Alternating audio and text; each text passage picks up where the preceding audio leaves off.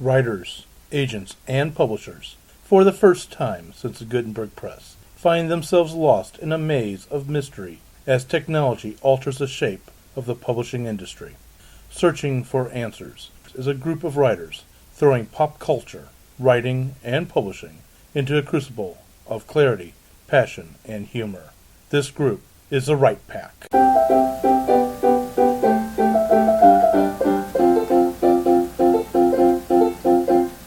Welcome back to Write Pack Radio. This is your host, David Allen Lucas, author of Crazy Stuff and president of St. Louis Writers Guild. And with us today is my co-host, Kathleen Kayembe. I'm a paranormal romance writer under the pen name Kaseka and Vita and published by Less Than Three Press. Author Lee Savage, writer of erotic romance and under the name Carrie Lee Williams, children's books. Which is quite a spread, if you ask me. oh, big one. I'm Fedora Amos. I write Victorian whodunits like Jack the Ripper in St. Louis. And coming out in February of 2016, Mayhem at Buffalo Bill's Wild West. My name is Jennifer Stolzer. I'm a children's book author and illustrator. If you're in town on the 21st, I have a book signing at the Dog Museum. That's November 21st. November 21st. Yes. So St. Louis people, please come visit me 1 to 2. I'll be lonely without you. Brad R. Cook. I am the author of Iron Horseman and Iron Zulu, which are steampunk novels.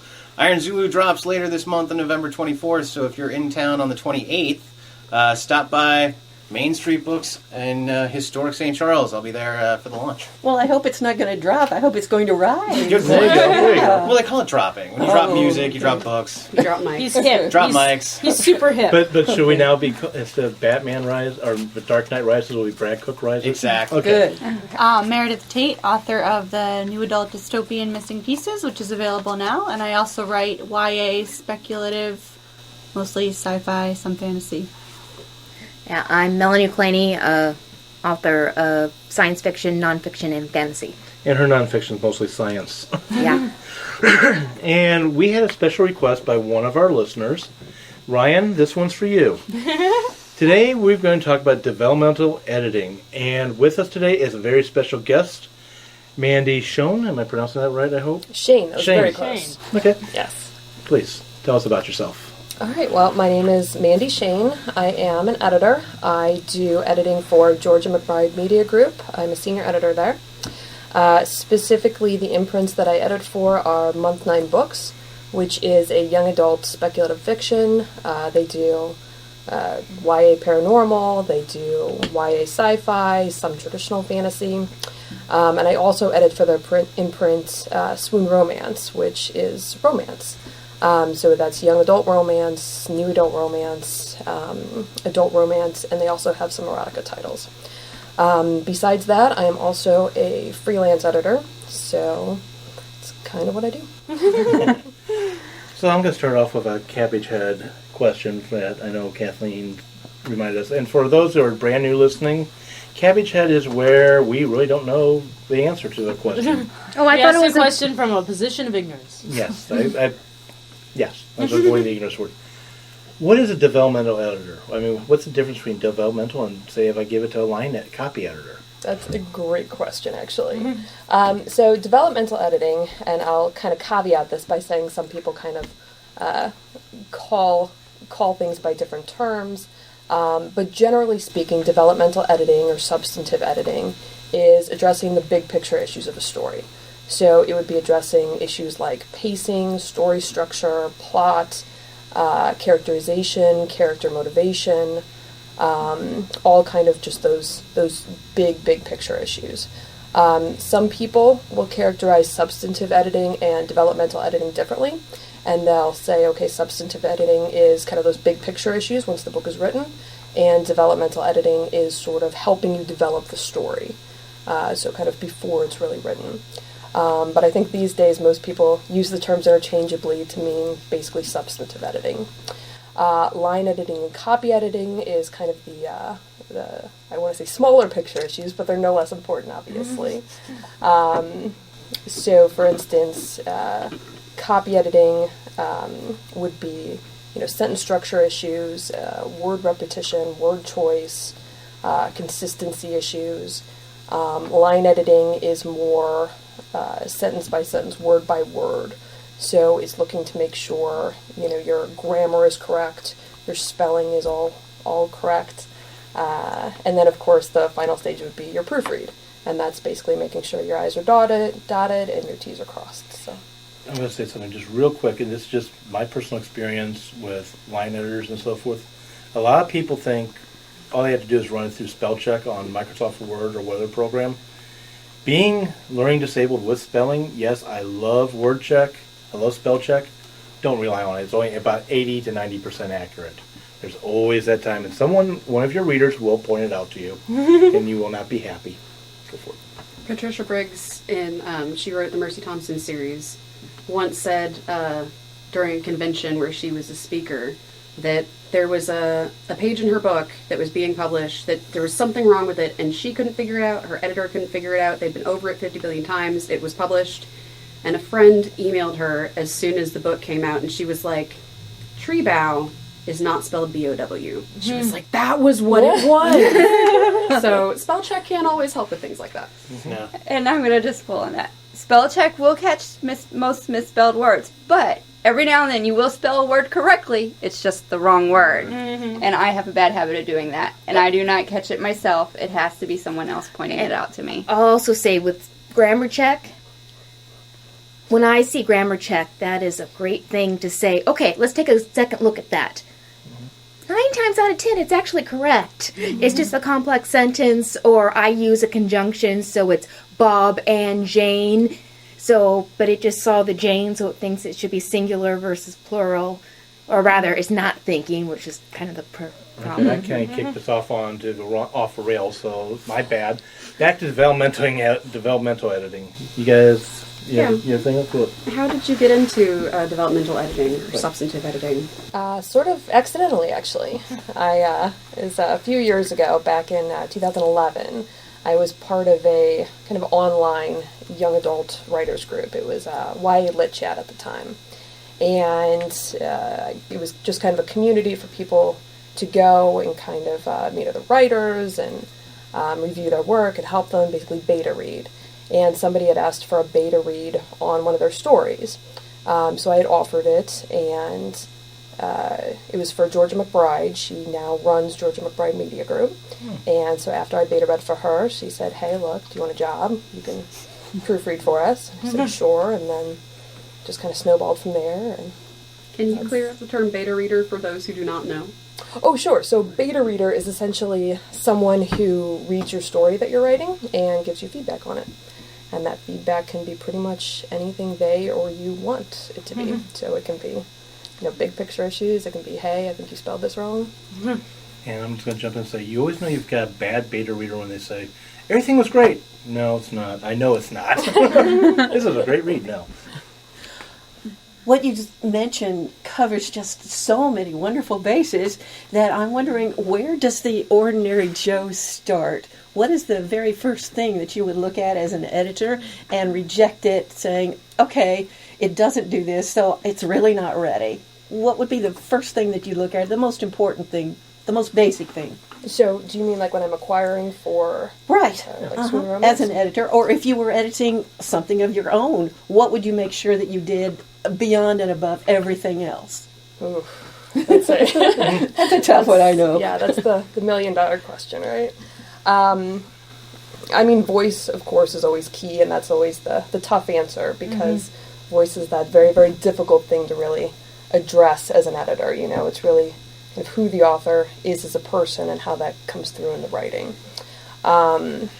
So if I'm reading something and the voice doesn't really catch me, it's not unique enough, it doesn't have enough personality to really hold my attention, that's going to be a bit of an issue. If the writing is either too Go ahead. I just have her in line. Good deal.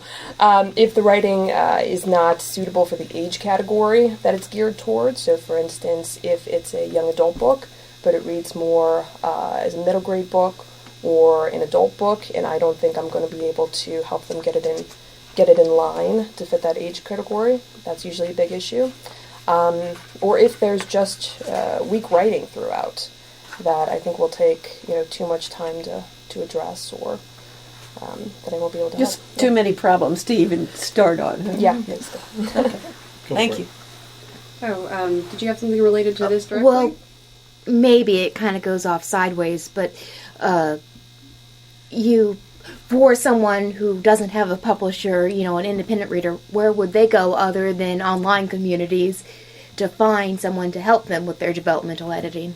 Oh, that's a good question. I would look at your local writing communities to start with. In St. Louis, for instance, there's always Sisters in Crime for the mystery. And I think Sisters in Crime has writers that are not just mystery, too. And then there's also St. Louis Writers Guild here.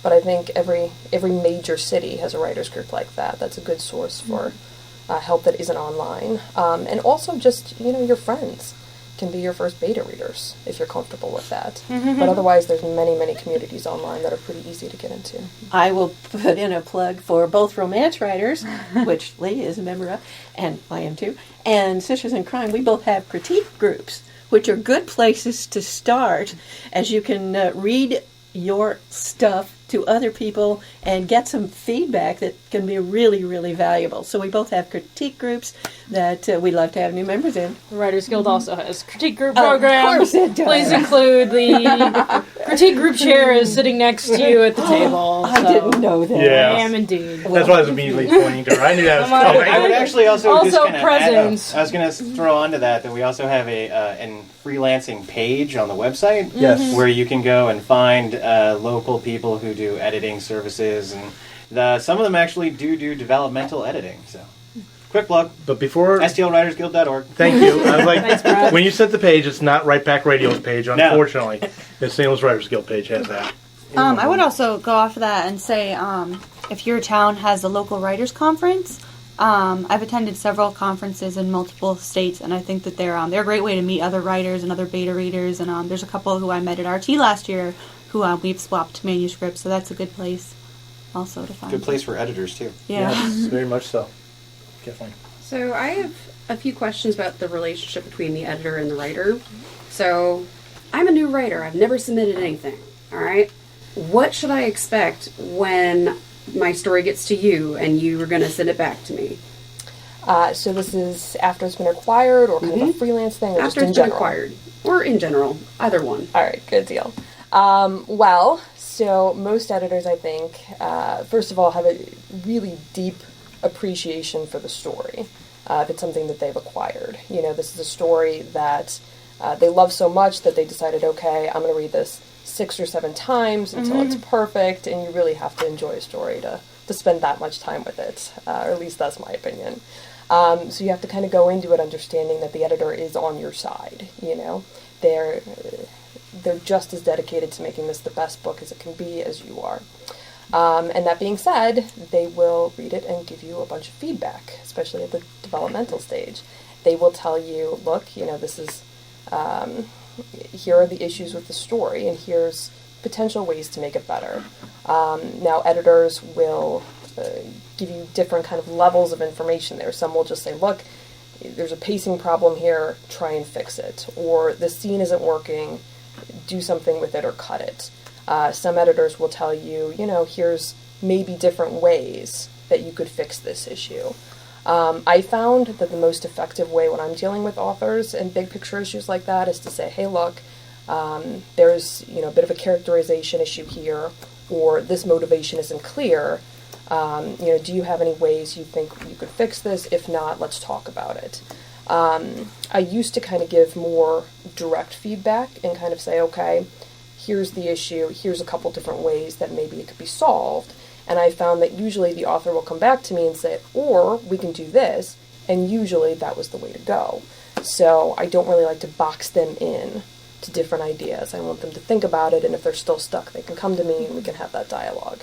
So, but I think another good thing is most editors will also tell you what they love about the story. So I usually use the sandwich approach with my authors, and I will spend, a good amount of time telling them everything they've done right, everything that's great about the story. And I think that's helpful, too, to know the strengths, because then you know the parts that you can leave alone. You're confident there when you're going into your next story in the series or even just a different book. Okay, maybe, description is my strength, so I can spend less time on that. and more time worrying about the things that I'm less good at, like dialogue or action scenes or something like that. You know where to work. And then just to kind of explain what the sandwich approach is, kind of say some good information about the story and what they've done correctly and very well. And then kind of in the middle, you say, okay, maybe these things need to be worked on a little bit. And then you end with, and these are some of the other things that are great about the story, and it tends to lessen the blow, I think. Because, I mean, writing a book is a personal thing. You know, you kind of pour your heart and your soul into it. And it's tough when people give you critical feedback. They say you have an ugly baby and it makes you want to cry. Yeah, and it's not true. You know, that's not what we want to do. Yeah, you got to kind of develop a hard skin or some armor and understand that what's being fed back to you from any editor, beta reader, editor, whatever, if you've got a good one, accept what they're saying, because it may not be accurate to what you're seeing, especially on beta readers. They may not be right on point, but they're saying, hey, I got a speed bump here. Something's wrong. And that's what you need. So do you send then inline comments or just a big thing at the end saying, like an email saying, I saw this on these pages or whatever? What do you do? Well, for me, it really depends on the story. And this is true, you know, whether I'm editing for one of the imprints or whether I'm doing my freelance services. And, you know, the freelance, it also kind of depends on what the author wants. You know, they're paying for it. They can say, okay, I very specifically want a letter. I very specifically want inline comments. That's kind of up to them. But usually, it just depends on what the story needs.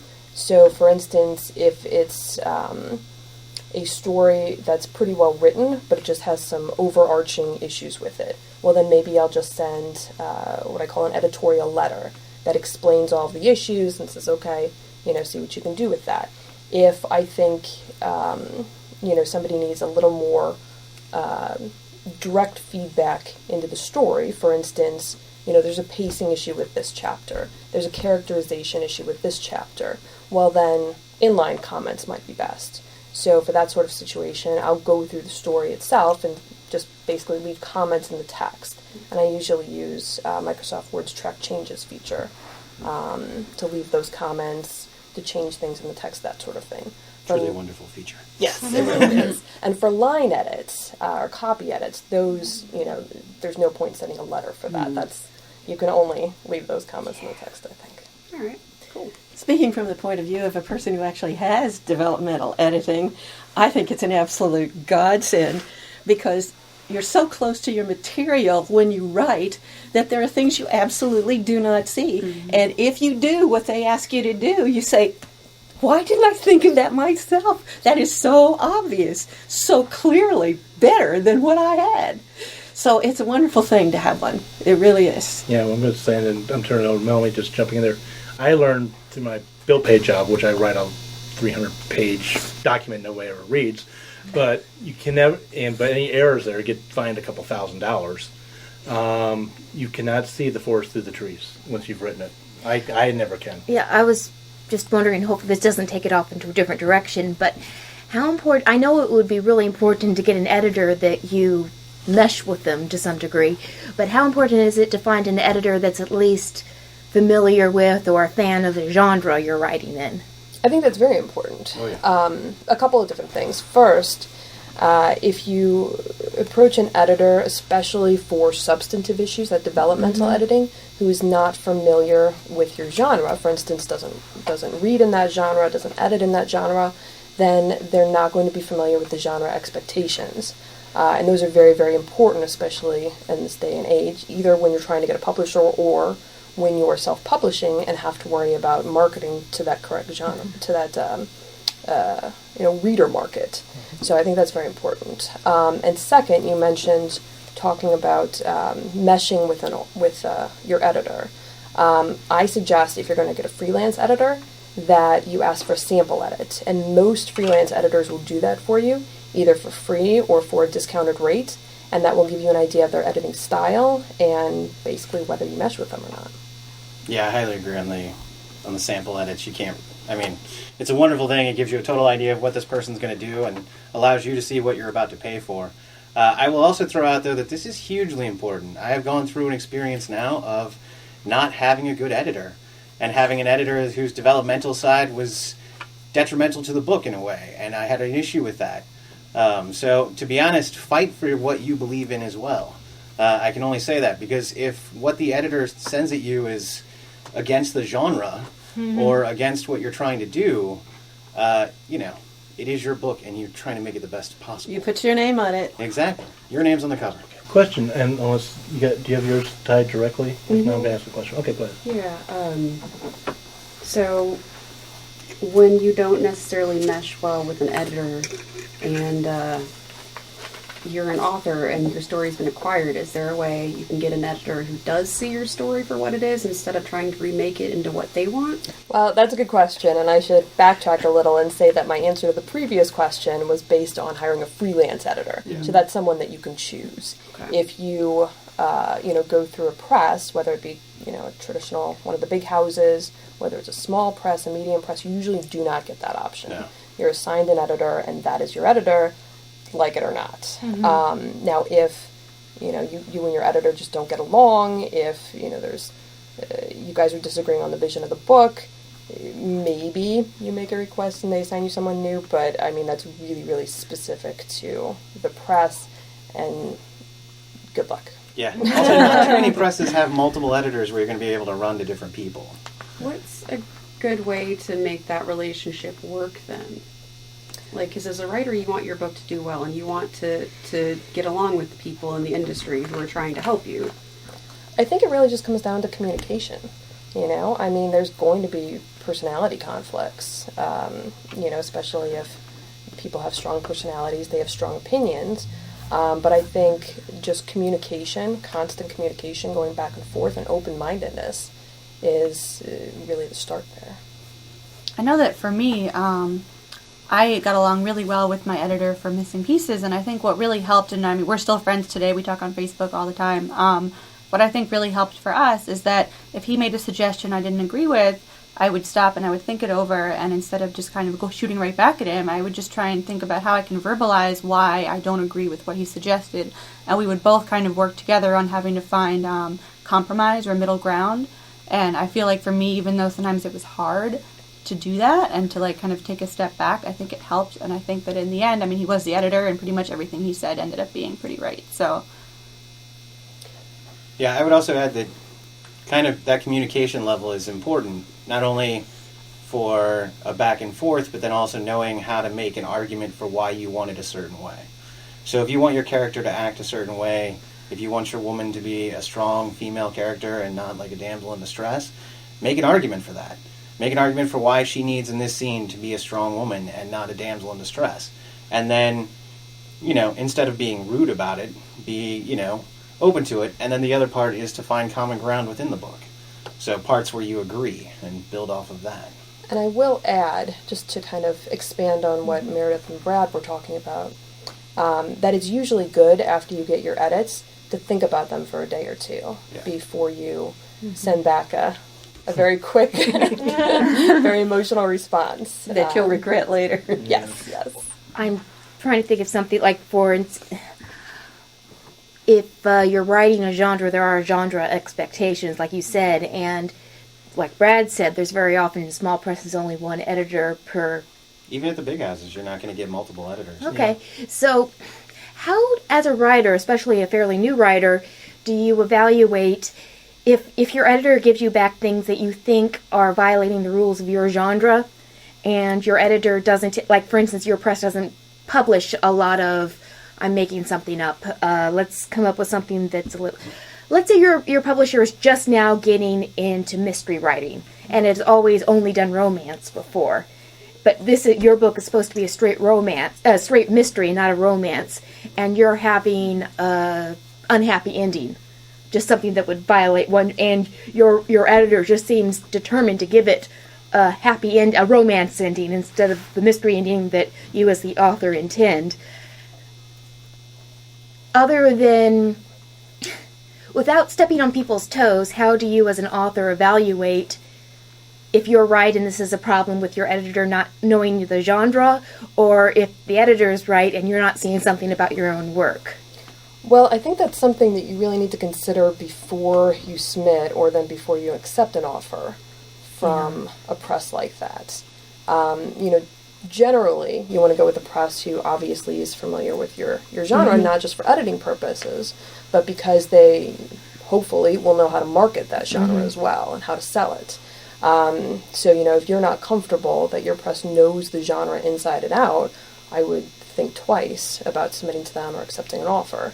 I can just imagine an early author getting into that state and not realizing it till they're in the middle of it. Sure, yeah, and that absolutely happens. And then, after you have a deal, a lot is going to depend on your contract, first of all, and how much control the press actually has over the work. So I think it's very specific to the press. And yet again, it goes back to communication. Talk with your editor, talk it out, find out why they're so set on having that ending. It could be a trend thing. They could be like, happy endings were last year, and this year it's all sad endings. And, it could be something as simple as that. So that's why communication can be important. And I think, too, it comes, especially what Brad was saying, it also comes back to the research before you submit to a publisher like that. If you look on their website and they mostly do romances with happy endings, and yours does not have a happy ending, then that's probably a question you want to ask before you accept a contract if you're not willing to change that. Just real quick, we've talked about freelance editing, we've talked about traditional editing. I want to kind of just do a cautionary tale out there to our listeners. There are still these things called vanity presses. They offer editing. Their editing is usually, you're a fantastic writer. I'm glad to publish this. They don't give you anything for their money because they don't want you to run away with their money. You might see their commercials on TV. Yes, they're advertising that way. Not to throw anybody under the bus.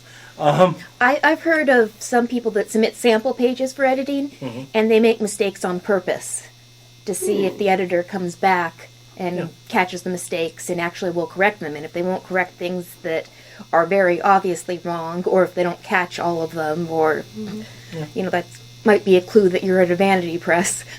But the reality is, in a big house, even a small press, the editor is there to help you. The editor is there to make the story as good as possible. And what you want is, from the publisher down to the author, the entire process is to make the book as good as it can be, so that when it hits the shelf, more and more people want to buy it. That's the whole point of developmental editing. That's the whole point of line editing. That's the whole point of all of this, massive 1 to 2 year process that can go into this, is to make a book that is the best that it can be. Okay, and also, too, on the traditional publishing, or if you go self-publishing, traditional publishing, somebody else is putting money out there. They want the best product possible, to use with Brad. Self-publishing, you want the best product out there because it's your money going out there. And sometimes that's a skip over, but that's why it takes so long to develop. And I just want to say for those that are trying to do self-publishing and new, and like before I knew about Writers Guild or the writing community here in St. Louis, I went on to a site called Predators and Editors, and that is how I found my first editor that I use, and that is also how I found one of my agents not to submit to, because I found out they were a predator. They came back, they were going to accept my poetry book and this, but I need to do this. And I looked them up, and it said, Predator. It's like, I was heartbroken, but I was like, okay. But I wanted to mention that. So Predators and Editors is a good way to check. They list agents, they list publishing houses, they list editors, and there are ones that are recommended on there. It just doesn't tell you the bad ones, it tells you recommended ones. And that is one way to go. The website with Predators and Editors, or Editors and Predators, I forget which one's which in front. The Predator is spelled like editor. It's not spelled like the actual animal or creature out there.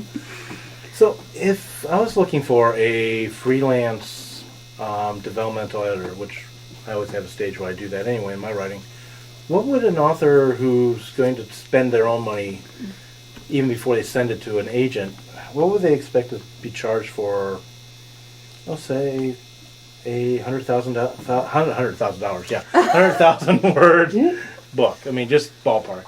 Not necessarily your charges, but because I know it all depends on how much editing that person has to do, but just industry-wide. So for like a developmental substantive edit? Yeah. Or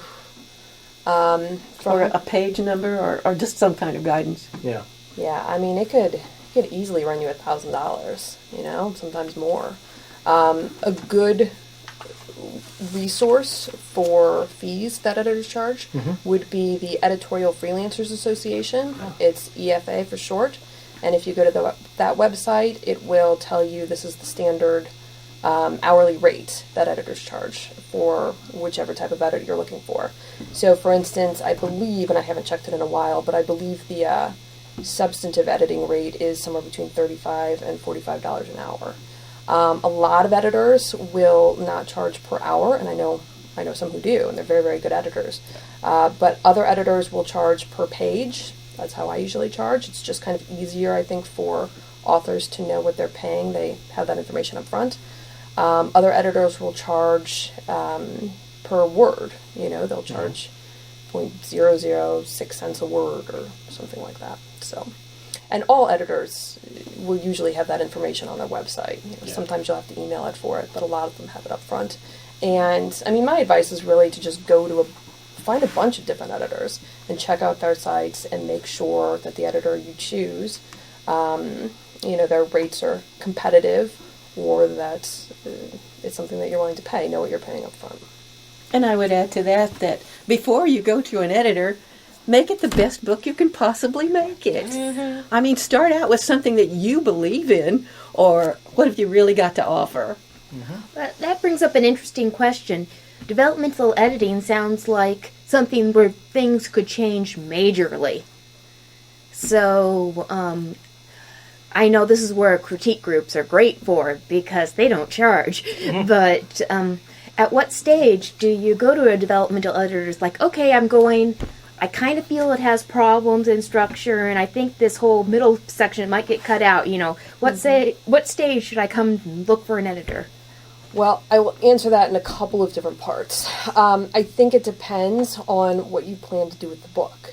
So, for example, if it's a book that you've decided that you would like to traditionally publish, and you want to get an agent, or you want to submit it to a small press, and you've kind of tested the waters a little bit, and it's not really getting any bites, well, maybe that's the time that you want to look for an editor. If you want to self-publish, you generally always want to get an editor for some stage or another, usually multiple editors. But, a lot of people who go the traditional publishing route or the self-publishing route, they never hire a freelance editor, and that's perfectly fine too, But if I was self-publishing, when would I go to a developmental editor? Would I wait till it's... if you're submitting to an agent, you get it as good as you can, including line editing. I assume a developmental editor would normally come before line editing if it was... If you're going to self-publish, like Fedora said, you want to make sure the book is the best it can possibly be and the cleanest it can possibly be. So you yourself want to polish it until it shines, send it through your critique group, the beta readers if you have them. You want to think it's perfect before you go out and pay money to an editor who might otherwise just tell you things that you could have addressed yourself, Yeah, actually, to just jump on what Mandy just said there, it can really happen at any time. But you should have the book to the point where you want it. Don't say, I have half a manuscript, how am I going to finish it? You can do that, but you're kind of wasting your time and the editor's time, because the editor is going to come up with maybe some suggestions. You might like them, you might not like them. But if you have something there, the story's complete, it's all right there before you, then they have something to go off of, you have a base to go from, and you can work from there. But developmental editing can come after line editing, before line editing, any of that. Well, I have a question which I think a lot of writers of all descriptions are interested in, because when we have a full novel to write, which is 80,000 words, say, we love the beginnings. We're good on beginnings, and we're good on the high point, the climax, and maybe even the denouement. But that middle can sag pretty badly. What advice do you have for sagging middles? Well, so if your middle is sagging, then you probably have a pacing issue. So it could just be that you don't have enough action in the middle. It could be anything. But, Elmore Leonard says that you should have two gunmen knock down the door and come in blazing, guns blazing. That's a bit Depends on your extreme. genre. However, it wouldn't be in a romance unless it's sleaze. Anyway. Then it'd be a crossbones or something. I'm sorry I interrupted. Go ahead. Oh, I don't really have a good answer. I think it depends a lot on the story, and I know that's kind of a cop-out answer. But I mean, if it's a book and you think your middle is sagging, then you might want to. First I would probably send it through, a critique group or beta readers, and if they come back and say, yeah, look, I'm just bored, this goes nowhere, then obviously maybe you just want to look at it and see if you can rewrite it somehow and say, okay, what if I throw a giant wrench in the works? What if this character just dies? New complications. Yeah, new exactly. action. Exactly. Try and up your conflict. Look at your character's motivations. See maybe if a character has a motivation that can shift halfway through, that kind of throws a wrench in the works, creates some character conflict there. One way to do it. Change, in other words, you need some if it's magic too slow, changes yeah. in there. I was just thinking one technique that I read on a blog somewhere, and it actually has really helped me with my sagging middle issue, is for each chapter to write down what conflict is happening in each chapter and 3 different choices that your main character has to make in the chapter. And if you don't have those things, that maybe it's a chapter you can look at shortening or cutting. And another piece of advice that I got, I think from the same blog, was that between your chapter you should be able to insert kind of an invisible but or therefore that connects your chapters. And if your chapters are just connected by then, just like a sequence of events rather than the character influencing the plot and the conflict and the stakes, then maybe that's a place to look at cutting too. So not necessarily chronological, but kind of sprouting off in different directions. It's like if, let's say, like one chapter, your main character makes a decision, and that decision therefore impacts the next chapter, then that's good, that's moving the plot forward. Whereas if it's just in this chapter they are getting up and going to school, and the next chapter they are going to class or whatever, then that's not really interesting. It kind of leads to saggy middles because it's just kind of then this happens, then this happens, rather than this happens, therefore this happens, therefore this happens. So you're looking for causality instead of conflict chronology. and stakes that keep kind of going up rather than just staying. The problem is sometimes those thens cause the therefore several chapters away. That's true, but I think just if there's a way to like combine events or condense them rather than just having a sequence of events. I don't know, that advice really helped me, and it's something that I do now with my outlines and I feel like it's helped my pacing a lot. There's a piece of software out there. In fact, Jen, sitting across from me, is the one that introduced me to it, called Twine. Yes. Twine basically helps you create a virtual version of a story web out there. And you can play with it. It does take a little... It's written more for gaming than it is for writers. It's really easy to use. And I use it just as you were saying, Meredith, in the middle, taking an idea and... what choices can I come up with that this person can come up with, and then playing out with that way and see which way to go. I always ask myself, can I remove this? Yeah. So if there's any part of a chapter or a chapter in its whole that I can remove from the story and the story is completely unaffected, then it doesn't need to be there. Yeah. Now, whole scenes don't necessarily work that way because you can easily rewrite around a scene or anything like that. But within a scene, within the middle of your book, if there's anything that you can remove and it has absolutely no effect on the story, then it probably didn't need to be there in the first place, and that's probably your boring section. However, if you can figure out a way to kind of, as you were saying, connect the thens and therefores, or not the thens, the buts and therefores, then, you're going to get through all of that. But if you can remove it, if you can move it, and salvage it for somewhere else, or maybe save that for the next book or something like that, you don't necessarily have to get rid of it. But if the story can go on without it, then it might not need to be there. Right. All right, I'm going to change topics a little bit. Okay. I'm curious about what it's like to be an acquisitions person. Acquisitions editor. Yeah, so what kind of exciting things happen working in acquisitions? Do you feel privy to share with the group? It's a little more boring than you would think. I don't know that we've had a whole lot of excitement. What's a typical procedure?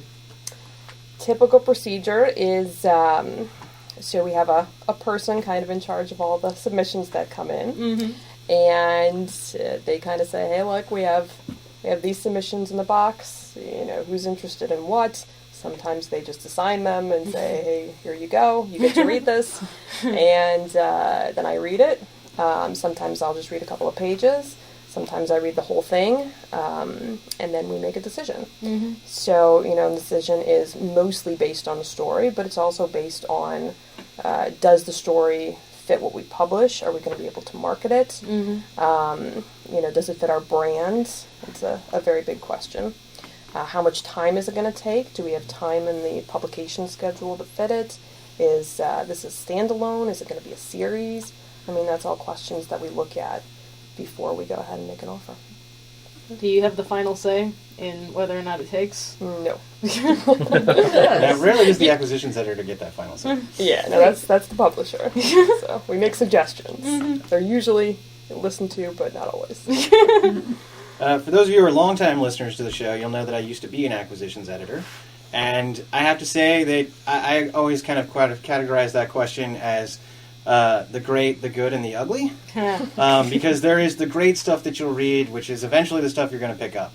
That's just, when you find that diamond in the rough and you're like, oh, this is the best book I've read this year, that book's probably going to make it into your, publishing run. Then there's the really good stuff that you have the joy of getting the first glimpse to read, because usually it's unpublished, and it might get published by somebody else. It might get picked up by the press you're with. But it was a great read. It's a fun story. You get to kind of immerse yourself in that. And then there's the ugly, which is, you probably might not get to this if you have somebody who goes through all your slush pile. But there's a lot in the slush that's slush, and there's a reason to call it that. And slush and dirty. It can be funny. It can be scary in terms of, what you're looking at. Or it can just be, one of those that's not right for you or whatever, But those tend to be the good stuff. And how much of that do you read? How much of the ugly? No, when I was there, I read. So if it came in and it was part of what we would, publish, then I read it all. And I read the first chunk of everything. I didn't read the whole thing. But yeah, I'd read the submission packet kind of thing and be like, this is really good. And, you'd hear the voice, you'd hear, the character would pull you in, that kind of stuff. There's a book I read that actually ended up getting published that had the most gruesome scene I'd ever read in the very first chapter. And it hooked me like that. And I was like, this is great. You love gore, don't you? Well, it wasn't that I loved gore. It was just that it was so just, it had been beautifully written. It was kind of this really grotesque scene of a detective who'd walked in and found, the body laying there in the swamp kind of thing. And it was just this gorgeous scene, and I passed it on. I was like, this is, I want somebody else to take a look at this because I need to know if I'm just impressed by the writing and everything else, or if, it carried through. And it ended up getting picked up and, did really well as a book, so that was awesome. But the ugly is usually bad writing. Usually it's just, they probably submitted it too soon, or something along those lines. And, then you just send them a really nice, really worded rejection letter that says, this isn't right for us, or you might want to consider this. We always try to give some little tidbit of fact, not just a blanket, form. Yeah. That was kind of our thing, but it was a lot of fun, and that was the fun. That was the thing, getting to read all of this. As somebody who likes to read, I never read more books. I read hundreds of books in the time I was an acquisitions editor. And if it was something I liked, or if it was something that if I kind of enjoyed it, I would keep reading. If I really enjoyed it, I read the whole thing. So that's kind of the way it worked for me, at least. I wanted to know about whether your publisher, when they give you things to do your acquisitions editor thing with, like, are they just romance, YA, or erotic romance, or in the genres that you specialize in, or do they give you, like, sci-fi thrillers and things too? No, so for what I look at, it's usually within the genre. It's usually pretty easy to tell from the query if it's something that's just completely outside of what we publish. And if so, then we usually don't even look at it. So for me, for instance, I do a lot of our young adult and some of our new adult romance. It's swoon romance. I don't edit any of our erotica titles. So if a title comes in like that, and we do publish those go to the other editor, the one who actually looks at the erotica titles. So yeah, it is kind of specific to what we do. And the reason is because we all kind of have our comfort levels. And the books that I look at, I'm looking at them obviously for acquisition, and if I acquire them, I'm going to be the one editing them. So if it's not a book type that I normally edit, then I'm probably not the right editor to send it to. You want it to go to the one who's going to be able to do it the most justice. So wait, if you're the acquisitions editor and suggest acquiring a book, suggest buying a book for better or Acquiring. worse term I should use. So the acquisitions editor who acquires the book is the one who does the editing for it then? So it depends on the press. It depends on the publisher. So the press I'm with, any book that I acquire, I will usually edit, and I edit some that I don't acquire too. However, the other acquiring editor that we have, that would be Georgia McBride, she's also the publisher. She cannot possibly edit all of the books she acquires because she has a lot of other duties. So then those books usually get assigned out, and every press does it differently.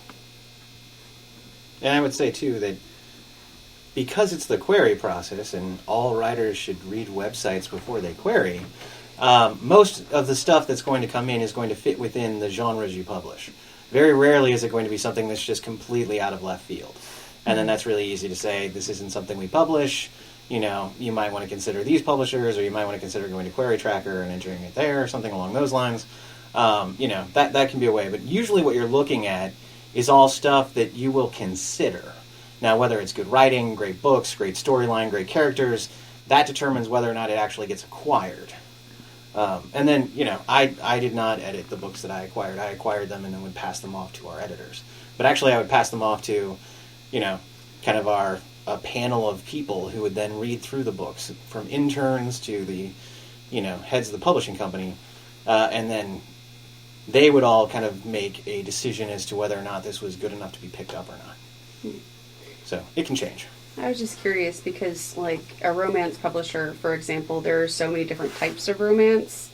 Like, I would love paranormal or urban fantasy, but, like, sci-fi romance or just straight up contemporary would not necessarily be my thing, or historicals, not necessarily my thing. So, like, depending on the number of editors you have, do people specialize in specific genres within the categories that you guys accept?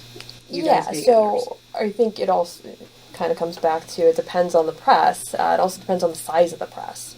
So, for instance, small romance is considered a small press. So we have several editors, but we're very our branding is very somewhat specific, I guess. You know, we do contemporary romance, and we don't do much outside of that. So pretty much all of our editors obviously edit contemporary romance. Now, if you go to, you know, one of the big five houses where you have lots more editors, you know, yeah, I think, and I had no experience working for them, but I think they do, you know, have an editor that specializes in urban fantasy, or one that specializes in sci-fi. And again, I think it kind of comes back to that genre expectation thing too, especially when you're at the big presses.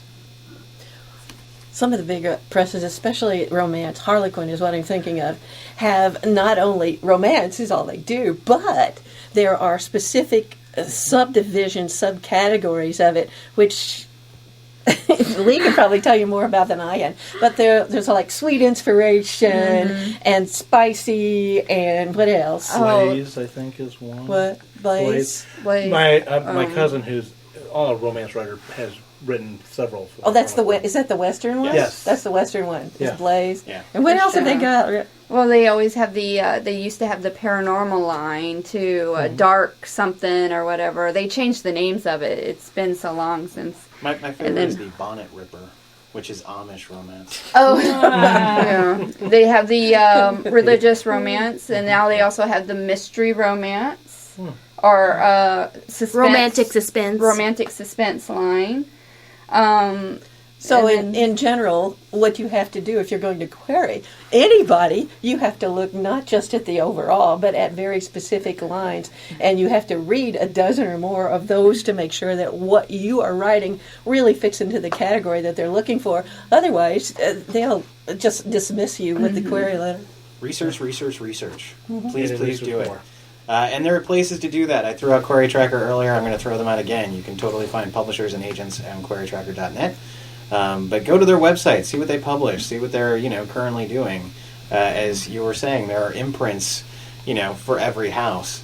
So know that, see them, see what there, so that you have a much better chance of getting into that house. Yeah, because like I said, if you're going to send, like, I write a lot of paranormal with vampires and stuff. If I sent that to a sweet romance, there is no way they're going to look at that. So and the same when you're dealing with agents. Agents are very specific on what they're going to read. Don't be sending your violent paranormal or violent mystery to someone that reads sweet stuff. Right. Because it's not going to get looked at, and it's not going to do it justice. You have to get someone that's going to fit into that genre. So what do you think, what you talked about one of the things that you see sometimes, both as freelance editor as well as acquisition editor, weak writing. What would you consider be weak writing? Oh, well, there's a lot of different things that go into that. But, for example, word choice would be one, or wordiness. So, word choice specifically, if you just choose weak verbs as opposed to strong verbs. And I'll give you an example. And this is off the top of my head, so this isn't a great one, but if somebody said, I went to bed, okay? Went is generally a weak word. You can use it, but if there's a stronger word you can use to kind of convey emotion in that action, or paint a more vivid scene for the reader, then that's generally something you want to do. So, for instance, instead of saying something like, I went to bed, maybe you say, I collapsed on the bed, and that'll show the reader more than just the act of going to bed. Aside from, within word choice, I think you also want to make sure that the words you're using convey the tone or the emotion that you want them to convey. So, for example, I shouldn't have said for example, now I have to think of one. Now I've lost my train of thought. Sorry. Well, I would just throw out what she's kind of talking about is what I love to refer to as the Keating philosophy of life, which for those of you who don't know is the Dead Poet Society. Robin Williams played John Keating in Dead Poet Society, and he most famously says do not to use that one is very sad, one is morose, one is not very tired, one is exhausted. It's a great thing. Great movie, check it out. Make him your English teacher, you'll have a much better writing career for him. Oh, so basically get rid of very, not because there's anything wrong with that word, but because there's always a better word to come after it to replace the very. And that's Mark Twain for you. He said substitute damn every time you're writing very. Your editor will strike them all out, and your novel will be better for you. Well, and very is also an example of just an extraneous word, a word that you don't need that can kind of just clog your prose. Really is another one that you usually don't need. And then, other examples of weak writing, filter words are something that I often see. So just to kind of explain what that is, a filter word, I guess when you're telling a story, you're telling it through the perspective of your point of view character usually, unless you're in an omniscient point of view. A filter word kind of lets the reader know that what you're telling them is being filtered through that point of view character. You're reminding the reader of that. Mm-hmm. So examples of filter words would be things like saw, heard, noticed, felt. And usually you can cut those words and make a stronger sentence. So for example, if you say, I saw the sun rise, if you just cut the filter word out of that and just say the sun rose, that's usually a snappier, stronger sentence. So that's kind of another example. Yeah, I remember I was editing a scientific paper, and there were so many sentences that were something like, previous studies show that blah, blah, blah. That previous study shows completely unnecessary. Yeah. One of the things I noticed, and this, I do it too, I'm totally guilty, but I've noticed a lot of writers do, as we write, we feel the need to remind everyone we're writing, whereas the reader is engrossed in a story. They're in the character's mind. They already know whose perspective they're in. They don't need reminding of it, especially if you're doing like a first-person type point of view or something like that. They're entirely in that character's head, and they've been so since page 1. And readers are smart people. I think writers tend to think they need to explain way more than they do to a reader, because a reader is actually a pretty intelligent person who, is used to kind of and is in the story. So it's as you were saying, a lot of these words can be cut out. Yeah, and that's actually something that I see pretty frequently in almost every story I edit. Is kind of what Brad was talking about. Is showing and telling something. So you always hear show, don't tell, but oftentimes I'll see an author. They'll show something and then they'll explain it right after. And usually it's just because they're not confident that what they're trying to convey to the reader came through well enough, and they want to make sure that the reader understands that. And there's several problems with that. First of all, it tends to kind of clog the prose again. Secondly, it usually kind of talks down to the reader a little bit. If you're saying, look, I don't think you're smart enough to catch this, let me tell you what you should be understanding. Okay? That reminded me, I just recently saw the new James Bond movie, Spectre, and they had some establishing scenes where then there was a word that said where we were. So it was like Mexico, Day of the Dead. Well, yeah, I kind of got all those parades with people dressed as skeletons. Yeah, I thought that was Day of the Dead. Didn't really need to tell me that. Well, and another one I often see is with emotion, especially when you're talking about dialogue. So, for example, if someone says, if there's a line of dialogue, and it says, what the hell are you talking about? And then after that, there's a dialogue tag that says, he said angrily. Well, the angrily kind of describes how the character is feeling when you've already done a really good job of showing that, so there's no need. You could just say he said and call it a day. Are there any pet peeves that you'd like to share with us? Is there something that just, makes you wince and grit your teeth when you come across it in somebody's writing? That was literally what I was going to ask. So please stop. You were Please stop doing you were it. telepathically connected. Way to go. All right, so pet Please peeves. stop. I mean, cliche. It's kind of a cliche answer. That's actually that's my favorite. Yeah? Yeah, I mean, so cliches can be really, really useful if you kind of twist them around and turn them on their head, but oftentimes, I'll just see people just straight up say, don't worry, the grass is always greener, or whatever. And usually, if you go back through your own writing and you see a cliche like that, see if you can twist it in some way or see if you can cut it. And I'll give you an example of kind of twisting a cliche, because some people might say, I have no idea what you're talking about. So, for example, I was watching Gilmore Girls, and in Gilmore Girls, the TV show, there's a couple, Emily and Richard. And Emily is the wife, and she likes to kind of put people in their place a lot. And there's a scene where Richard, the husband, does something, and I don't remember what it is, but he gets this big, big grin on his face, and you can tell he's very, very pleased with himself. And Emily is always quick to shut people down, and she looks at him and she said, "Careful, Richard, that canary you just ate will spoil your dinner." Mm-hmm. So that's kind of a twist on the cliche of the cat who ate the canary. Mm-hmm. So I remember an editor who was for a sci-fi magazine that accepted short stories kept saying the thing that he kept seeing all the time were these stories about two people who were like colonizing somewhere, and it would end up just being a man and a woman on the planet. And then the story conclusion, the twist, was they were Adam and Eve. Mm-hmm. Like, he was like, I am sick to death of this. It's not clever. Like, everybody does it. Just stop sending me these things. Is there anything people should stop sending you that you have seen a billion times by this point?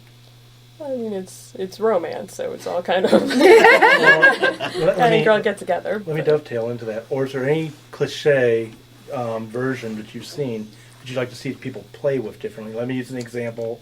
It was in a television series. Normally you get people stuck in an elevator. I'm waiting for Jen to catch. Yeah, Jen's already smiling. Yeah, I know she what knows you're where I'm talking going with this. And you get these characters stuck in an elevator. Of course, they've got to work together. They don't like each other, but they got to work together to get out. Mm-hmm. They're going to come out with a greater understanding of each other. Yes, and in this one here that we're talking about is one character's like, no, I'm not going to help you, and I hope you die. I want to live long enough just to see you die in this elevator. So Yeah, and you're talking about tropes, and tropes are actually Yeah. huge in romance. I think some publishers actually just have entire lines dedicated to tropes, like billionaire babies and whatever. Personally, I kind of like the what tropes do I like? Falling in love with the best friend's brother trope, I guess, is one I like. Yeah. I can't really think of any others, but yeah, there are a lot of those. Yeah, in certain types of books, you never get on an elevator with a heavily pregnant woman. Yeah, that's a good point. Yeah. Life lessons. Yeah, I might do that in everyday life as well. Might be catching. Is that it? No, I don't want to have to deliver that baby. yeah, that could be a little interesting. I cannot believe how fast this episode went by. I want to say thank you to Mandy for coming. Yeah, thanks for having me. We may ask you to come back again and continue this one because I think we've got questions that would keep on going. And to our listeners, couple of things. One, on our Facebook page or on our Blog Talk Radio page, please feel free to comment. Tell us some things that you like about what you're hearing. Also, two, as you heard this comment, we had one comment that came in that created this episode. And final thing, third thing is, if you start commenting on our pages, we are going to start listing you for a possible possible is happening, a sweepstakes to win online books or real paper books, hardback books, be able to send to you. So comment. Feel free to leave your email address or some way for me to get in touch with you. And if you win, I will be in touch and either sending you a link to a free book or sending a book by FedEx. So thank you all for listening. Tune in next week for yet another interesting topic in the writing industry, and keep on writing. The new theme songs for Write Pack Radio were written and performed by Meredith Tate. All copyrights remain with her. Write Pack Radio would like to thank STL Books for allowing us to record in their office.